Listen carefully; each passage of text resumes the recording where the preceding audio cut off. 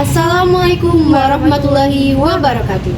Shalom, Om Swastiastu, Namo Buddhaya, dan salam kebajikan. Remaja perempuan memilih menyalurkan stres dengan emosi, sedangkan remaja laki-laki memilih dengan logika. Hal ini berkaitan dengan judul penelitian kami, dengan judul Antara rasional emosional perbedaan gaya coping remaja berdasarkan gender di lingkungan sekolah. Sekolah pada dasarnya adalah tempat belajar, tempat menggapai cita-cita, dan sarana untuk meraih masa depan.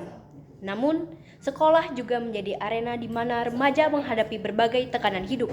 Kita tahu bahwa kehidupan siswa tidak hanya berkutat pada pelajaran yang diberikan guru di kelas, tetapi juga berhubungan dengan bagaimana mereka menghadapi tuntutan dan dinamika kehidupan sosial. Ada banyak sekali bentuk tekanan yang dialami remaja di sekolah.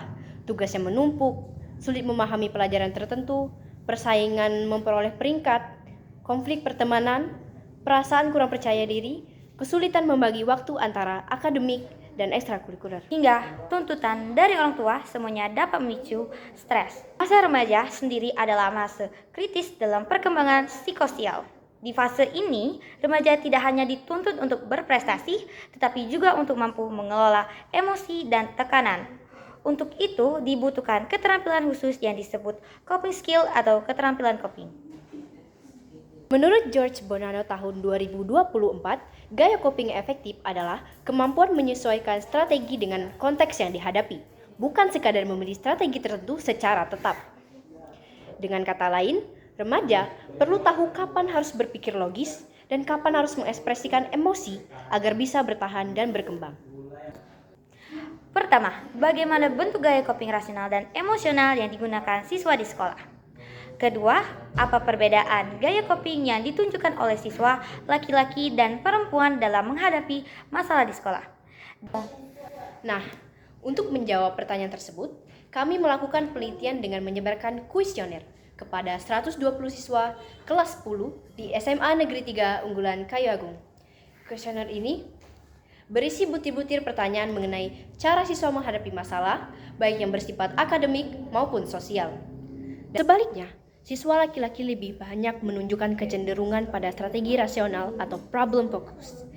Dari total responden laki-laki, sekitar 84% lebih sering memilih langkah praktis, seperti bertindak langsung untuk menyelesaikan masalah, mencari solusi logis, atau bahkan melakukan penghindaran terhadap situasi yang dianggap menekan.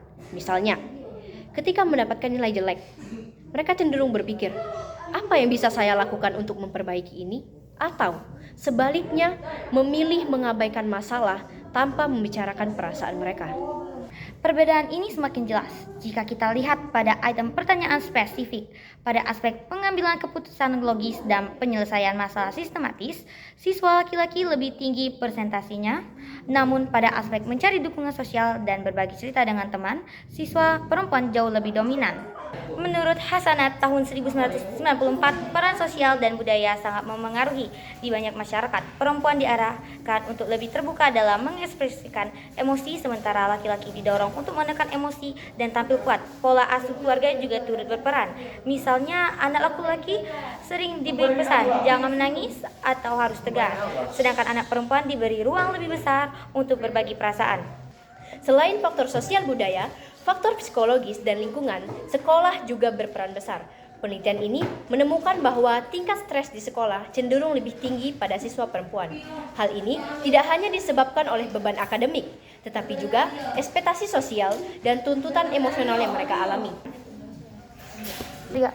Dari penelitian ini dapat disimpulkan bahwa ada perbedaan gaya coping berdasarkan gender. Siswa perempuan lebih condong menggunakan strategi emosional, sedangkan siswa laki-laki lebih condong menggunakan strategi rasional. Sebagai penutup, penelitian ini ingin menegaskan bahwa pendidikan tidak hanya tentang capaian akademik, tetapi juga tentang bagaimana sekolah menjadi tempat yang aman untuk mengembangkan keterampilan hidup. Dengan memahami perbedaan gaya coping antara laki-laki dan perempuan, kita dapat menciptakan lingkungan sekolah yang lebih mendukung.